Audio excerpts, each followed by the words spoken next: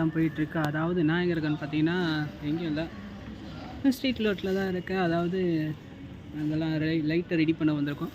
So லைட்டுக்கான வேலை தான் போயிட்டுருக்கு. நிறைய பேர் நைட்டில் லைட் எரியலன்னு கம்ப்ளைண்ட் பண்ணுறாங்க. சில இடத்துலலாம் வந்து பார்த்திங்கன்னா, ஒயர் எரிஞ்சிருக்கு. ஸோ அதில தான் சரி பண்ணிக்கிட்டு இருக்கோம். வேலை பரபரப்பாக தான் போயிட்டுருக்கு. நான் கொஞ்சம் ஹெல்ப்பராக வேலை பார்த்துட்ருக்கேன். ஸோ இன்றைக்கான வேலை மழையில் ஜோராக நடந்துகிட்ருக்கு. நானும் நடந்துகிட்ருக்கேன். ஸோ அந்த மாதிரி தான் இந்த வீடியோவும் போடுறேன். வாழ்க்கையில் நம்ம எதை தேடி போகிறோன்றது முக்கியம். ஆனால் நம்ம எதை நோக்கி போகிறோன்றது நமக்கு தெரியணும். அப்படின்னு எனக்கு எதை நோக்கி போகிறேன்றது நிஜமாக எனக்கே தெரில. ஸோ ஆனால் நீங்கள் எதை நோக்கி போகிறீங்க அப்படின்றத கமெண்ட் பாக்ஸில் கமெண்ட் பண்ணுங்கள். ஏன்னா அது உங்களுக்கு தெரியுதா? நீங்கள் உங்களுக்காக தான் ஓடுறீங்களா? இல்லை உங்களை சுற்றி இருக்க உங்களை ஒய்ஃபு, குழந்தை யாருக்காக ஓடுறீங்க அப்படின்றது தெரிஞ்சுக்கிட்டு ஓடுறீங்களான்னு நான் தெரிஞ்சுக்கணும். ஸோ அது நீங்களும் கொஞ்சம் தெரிஞ்சுக்கணும். அதை கமெண்ட் பாக்ஸில் கமெண்ட் பண்ணுங்கள். லைஃப்பை என்ஜாய் பண்ணுங்கள். மழையில் அதிகமாக சுற்றாதீங்க. அதுக்கப்புறம் கோல்டு வந்து ஹாஸ்பிட்டலுக்கு அதிகமாக பச்சா வைக்க வேண்டியது இருக்கும்.